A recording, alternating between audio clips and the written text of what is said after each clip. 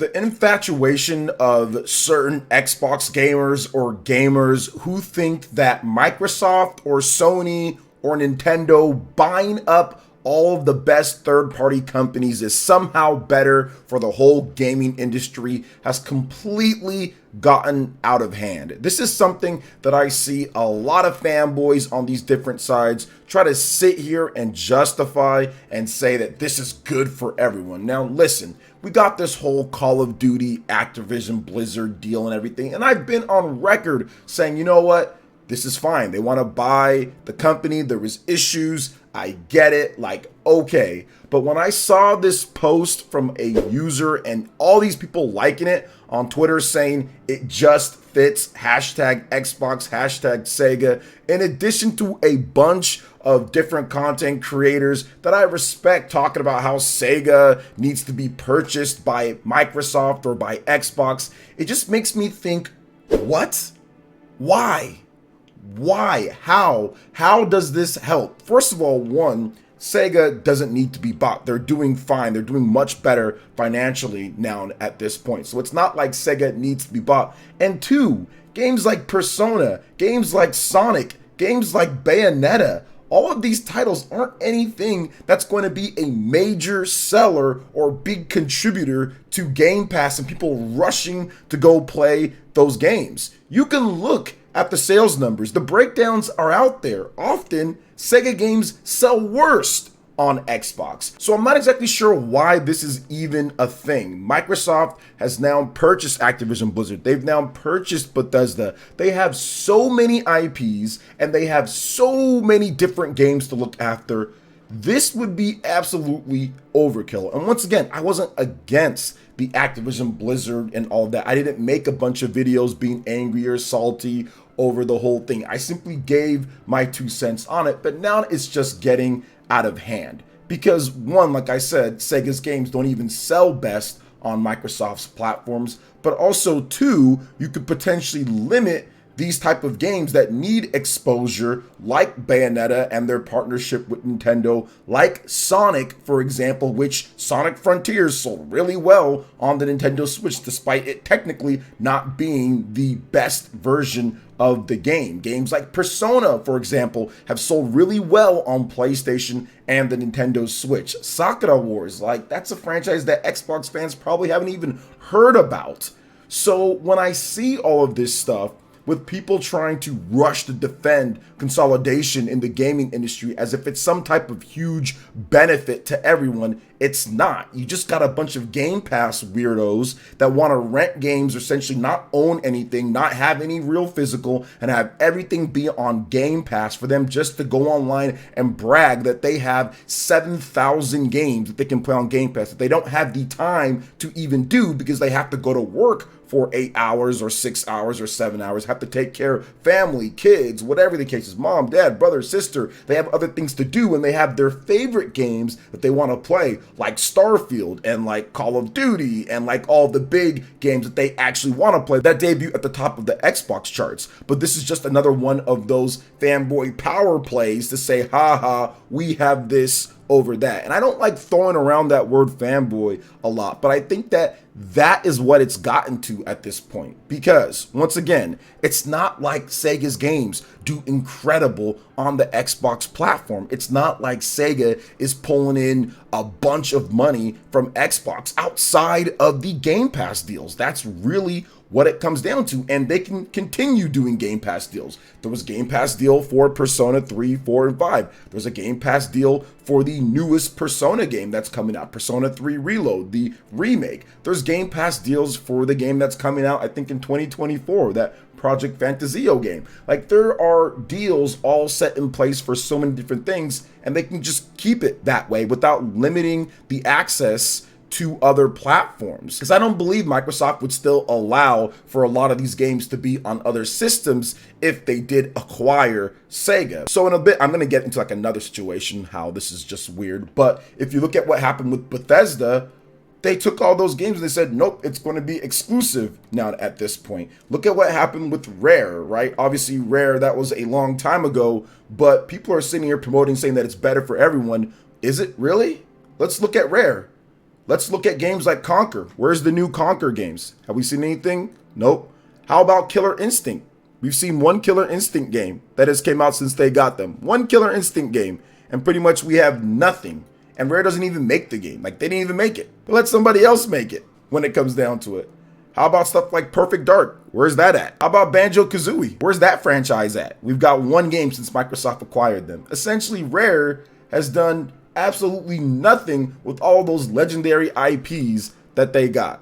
So just because you purchase something, just because Microsoft purchased something, doesn't mean that everything's going to work out completely beautifully and everything's going to be just fine. Sometimes there are certain franchises that are just not a fit for that platform or for that base. And Rare was that. Now they had the Connected Ventures, which that did okay, but that's dead now. And they have Sea of Thieves. That is pretty much what they do now. Just Sea of Thieves, which is great. Always online, game. That's fine. You can play Sea of Thieves. But I think a lot of people would love to see the old Rare with Banjo and with Conquer and with Perfect Dark and with Killer Instinct and all of those games that were so incredible in the 90s. So to me at this point, I don't see this Microsoft buying up everything as a positive for everyone out there. It could go wrong very quickly like we saw with Rare. But I also want to bring up another point here. You can't just waltz into Japan and buy their companies, especially a company that's as big as SEGA, by the way, which is like the Sega Sammy Corporation or Sammy Sega Corporation. So it would have to be something to where they go through that as well. And then once again, Atlas is owned by Sega. So there is a chain, but there are absolutely laws in place that are set up to where outside countries cannot just waltz in with a bunch of money and buy up a big major studio or a big Japanese company.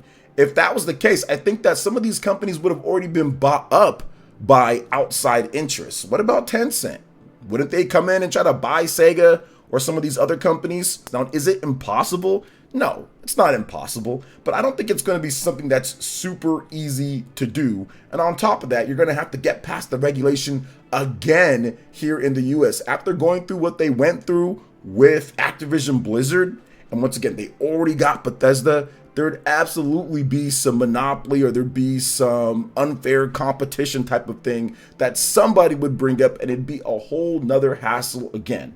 Now listen, Microsoft, by their own admission, has been in quote unquote last place. Okay, so I get it. And I see why the fans are chomping at the bit for them to purchase up everything so they can Game Pass themselves into a stupor or brag about how much Game Pass they're Game Passing to people out there on the internet. And yes, I said that on purpose. Game Pass the Game Passing out there, because that's what people do. They sit there and brag about Game Pass 24/7, and it's a good deal for those who like it. I get it. I understand it. But it's gotten out of hand. And once again, now it's to the point where it's actively hurting, in my opinion, because Sega is not better off limiting itself just to Microsoft. And I think a lot of these franchises wouldn't be anywhere near as prominent or even have new games regularly if they weren't multi-platform, like a Persona, like a Sonic, like a Yakuza. To me, it doesn't make any sense whatsoever. And I think that fans have become absolutely blinded by acquisitions and by all of this. And somehow these fans that are so hardcore into one company, so hardcore into thinking about this, they blinded themselves into thinking about just themselves and just the console wars online and winning the PR battle and saying, oh, we've got this, this, and this, when half the time a lot of these guys don't even play the games that they're saying should be bought up by Microsoft or Sony. They just want it to happen because they want to be able to brag online or sit there and troll other gamers online instead of thinking about the future of that said franchise. Listen, I saw this with Rare and how Xbox fans are like, oh, now we have Perfect Dark, we have Banjo, we have all this stuff. This is going to be way better for Microsoft. Fast forward 20 plus years, this has not been way better for anyone. Rare's acquisition was not way better for anyone. It just hasn't been. When they were with Nintendo and they were doing that, they were doing incredible things. And now at this point, they're pretty much, once again, a shell of themselves. Great for Sea of Thieves fans. I'm happy for you. But one game being supported over the next, 30 years or however long isn't better than having all of these classics like Banjo, Killer Instinct, Perfect Dark, and all the games and joy and happiness that Rare brought before in the 90s. That's the reason why they were purchased for so much, is because they were so good at what they do. But not at this point, it's just become nothing. So I don't feel that this acquisition game, we're sitting here buying up everything, is right. And that's why I say whenever somebody says, oh, OJ, Nintendo should buy up this or buy up that, I'm like, no, they're not going to. They're not going to. Nintendo doesn't even really do that. Like, the last time that they actually made any substantial purchase was Next Level Games. And Next Level Games essentially was a second party to Nintendo. And I'm using that in a slang term, second party, as in they had a big exclusive contract where most of their revenue and money was coming from making games for Nintendo. They were free to make other stuff if they wanted to, but for the most part, they were working with Nintendo. Luigi's Mansion, that was something that they really did well on, and it sold a lot of copies and made them a lot of money, and they were about to go public. They were about to put themselves up to be purchased, and Nintendo said, nope, we're not going to lose you. So therefore, they bought them out of a necessity, and outside of that, nothing more. You go back before that, it was something like Monolith Soft, and that's because they needed help. They needed to be bailed out. They had no money. They were broke when it comes to Monolith Soft, and Nintendo bailed them out. Plus, it also served a need because Nintendo wanted someone that knew how to make big RPGs. They were lacking in that department in the GameCube/Wii era, and Monolith Soft had done a great job making stuff like Baten Kaitos for the GameCube and other titles. So therefore, it made sense there. For about $1 million, maybe a little bit less than that, Nintendo doesn't go on these buying sprees, and I don't think that they need to be honest, because Nintendo has a bunch of franchises that are just dormant, that they don't use. And if they did purchase up somebody else, who's to say that wouldn't happen to those franchises too if they didn't do well? We still need to see Star Fox, we still need to see F-Zero, we still need to see Kid Icarus, Wave Race. There's still a ton of games out there that Nintendo could do, so they can simply, I don't know, make games inside those if they need something else. So to me, I think that's kind of how I see this going forward in terms of this whole acquisition race, and how some people are saying that Sony should retaliate with Square Enix being purchased. I mean, I guess sure, and pretty much all of these smaller IPs that they have die, because nobody's going to be buying Bravely Default and Octopath Traveler if it's only on PlayStation. Those sales of those games are obviously tied to Nintendo platforms. So to me, all of this just needs to stop. These fans on both sides sitting here raging about how every single third-party developer needs to be bought up and consolidation is somehow good. No, it's not. It's not, and it never will be. Guys, these third-party companies are making millions upon millions of dollars. They're not doing bad. Sometimes there's this narrative out there that everybody needs to be purchased because they can't afford to make games in today's day, and that's just a bunch of malarkey, bunch of baloney.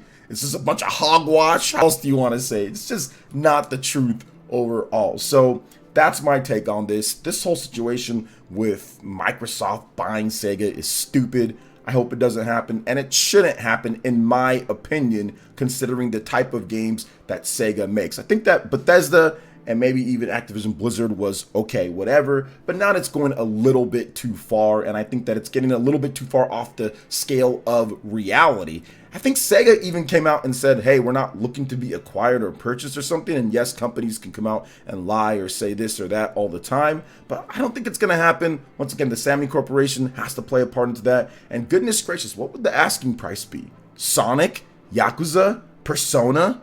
These are huge franchises worth a lot of money, especially Sonic, considering everything, the media potential of Sonic with movies and TV shows and toys and everything. So it's not something that you can just go out there and do after you spent $70 billion for Activision Blizzard and billions for Bethesda. But hey, it is what it is. That's my take on it. This is stupid. I'm tired of it, and I had to say something here. A lot of you guys seem to like my post that I put up on Twitter, so I don't know, decided to make a video on it. What are your thoughts on this, guys, when it comes to it, and what do you think is going to happen in the future? Thanks for watching. Hit that like button, subscribe if you're someone new, click the notification bell. We'll see you for the next one. Peace.